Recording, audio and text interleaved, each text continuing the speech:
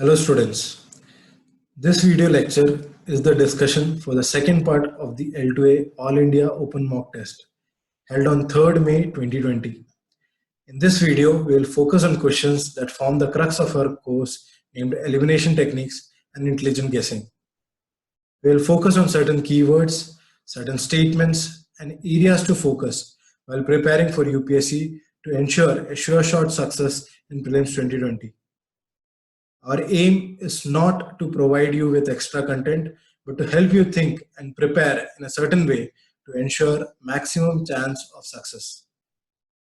In the course of the video, feel free to pause the video at any slide and try to apply logic to arrive at the most appropriate answer.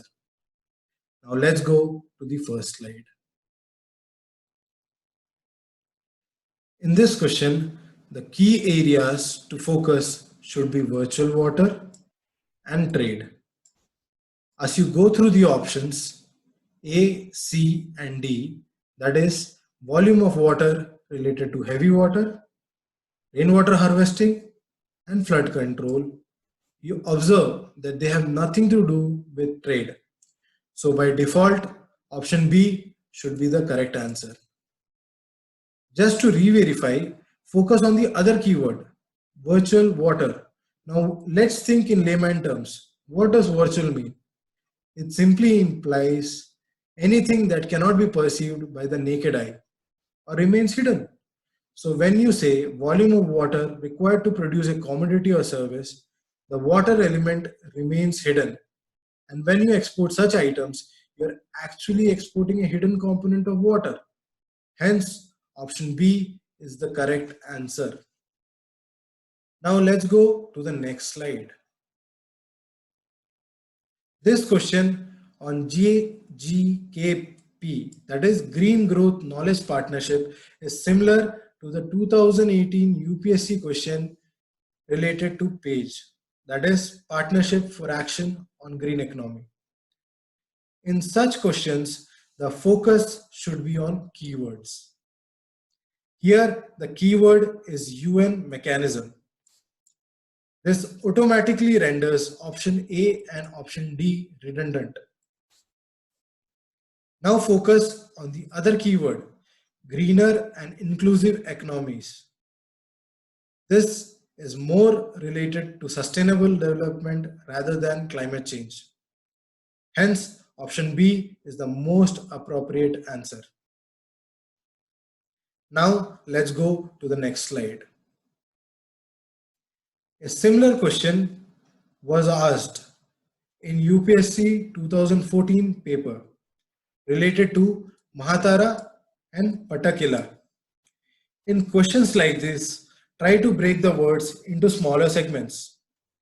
For example, in this question, Maha can be used to refer to chief or a person high in administrative chain. This eliminates option A and option C. Now Patta is commonly used to refer to land and hence option B, that is village headman, seems to be the most appropriate answer. By the same logic, when the king is exercising control over villages, between option C and D, that is Nayaka and Mahanayakacharya, option D seems to be the most appropriate answer. Now let's go to the next slide. In this question, focus on the keyword carbon positive area. Carbon positive area simply refers to an area that sequesters more carbon than it emits. Or it can be said where conventional forms of energy production have given way to renewable forms of energy production. Now, when you look at options B and C, they seem to imply carbon neutral areas and hence they can be eliminated. Option A represents carbon negative area. So finally, option D seems to be the most appropriate answer. Okay, now moving on to the next slide. This question is similar to the like-in question asked in 2014 paper. To answer such questions, focus on the keyword, that is shrub and firewood. Close examination of options A and B tells us that these biomes belong to frost or semi-frost areas. This simply implies that the shrub could have higher water content and hence won't be an ideal suit for firewood. Similarly, in grassland biome, we know that the existence of shrubs is relatively rare. Hence, option D is the most appropriate answer, that is desert biome. In our elimination techniques and intelligent guessing course, we'll focus on such keywords, which will help you narrow down the options and reach the most appropriate answer. Now, see this question related to hazardous waste management rules 2016. This question is very similar to the solid waste management rules 2016 asked in the previous year UPSC question paper. To answer such questions, you need to search for keywords to eliminate options. In this question, the keywords to focus could be 5, only, and mandatory. And you could have easily arrived at the answer. Now, going back to hazardous waste management rules 2016. In this question, the first option focuses on responsibility of the central government. By applying logic, we can deduce that allocation of industrial space for hazardous waste in each and every state would be a Herculean task for the central government. Similarly, option D, that is setting up an independent body in each and every state, can be eliminated. Now, in option C, focus on the word biannually, which may have been switched by the examiner. This leaves us with option B as the most appropriate answer. Many students who wrote the test committed the mistake of eliminating option B based on the word exempted.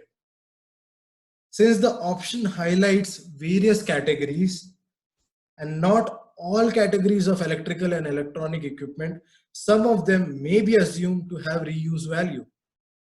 Here, option B is the most appropriate answer. Now, some tips for students. While preparing for UPSC, give extra focus on exceptions, especially while studying government rules, acts, amendments. UPSC tends to create options with such exceptions that tends to boggle the minds of students in the examination hall. Now, let's go to the next slide. Now, this question is very similar to the question asked in UPSC 2014 paper, which was related to Animal Welfare Board of India and the National Tiger Conservation Authority of India. While studying environment-related topics, extra effort should be put to comprehend environmental acts in India, such as Environment Protection Act, NGT Act, Wildlife Protection Act, Biological Diversity Act, etc. Similarly, focus should also be given on understanding the roles and ambit of various government bodies related to environment in India, such as National Biodiversity Authority, National Tiger Conservation Authority, etc. So in this question, both the statements are deemed correct. On similar lines, when we solve the next question related to National Board for Wildlife, the focus should be on keyword under advisory and ex officio members, given in options A, C, and D. These options can be eliminated to arrive at the most appropriate answer. Now let's go to the next slide. Based on our UPSC experience, we have observed that whenever there is any news related to minerals, they have definitely been asked in UPSC. For example, illegal sand mining was a recurrent topic in the previous year, and a question related to it was asked in 2019 question paper. Here, if you observe, the ambit of the state and the central government have been tweaked. Actually, the power to frame policy and legislation relating to minor minerals is entirely delegated to the state governments, while policy and legislation relating to major minerals are dealt by Ministry of Mines under Union government. Similarly, in the 2016 UPSC question paper, the purpose of District Mineral Foundation was asked, which formed a part of current affairs for that year. This year, Department of Atomic Energy notified ban on private mining of sand with atomic minerals. This news formed the basis of this equation. So if you eliminate statement 3, you can easily arrive at the answer, that is option A. Now let's go to the next slide. In this question, we need to focus on extreme statements. For example, the fourth statement says Jharkhand does not have thorium reserves. It is normally observed that such extreme statements are generally wrong. Also, we know that Odisha is the largest producer of iron ore. If we eliminate these statements, option C appears to be the most correct answer. Now let's go to the next slide. This question is basically asking about India's dependency on oilseeds. It is observed that UPSC tends to focus on primary industries, especially agriculture and the cropping pattern prevalent in India. A case in point is the question related to cultivation of kharif crops related to kharif crops in 2019 paper, or regarding the excessive use of nitrogenous fertilizers in 2015 question paper. So coming back to the question, the fourth statement can easily be eliminated because India, which aims to be a major regional power, cannot follow a policy of importing oilseeds just because it's cheaper, as it goes against the principles of Green Revolution and self-reliance. Also, importing oilseeds would increase our current account deficit, which is not in the interest of India. Hence, statement 4 needs to be eliminated. Now, looking at the third statement, we see that it's not so far-fetched idea. Hence, option B, that is 1, 2, and 3 is the most appropriate answer. Now, let's focus on some current affairs question. Recently, the President of India extended the inner line permit regime to Manipur, making it the fourth state after Arunachal Pradesh, Nagaland, and Mizoram. This eliminates statement 1. Here, statement 2 can also be eliminated if you focus on the keywords notified under. Hence, option D seems to be the most appropriate answer. A similar question based on UNCCD was asked as it held its 14th edition of COP in New Delhi. Even though UNCCD question has already been asked in previous UPSC papers, that is in 2016 and 2014, we still expect one question related to desertification this year.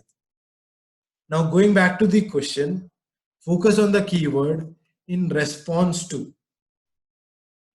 There is scope for the examiner to have changed this option. Also, since UNCCD became effective from 1996, the option related to UN Conference on Human Environment 1972 is rendered moot. The other two statements are pure facts and are exceptions to UNCCD. The students are advised to remember such exceptions while preparing for prelims.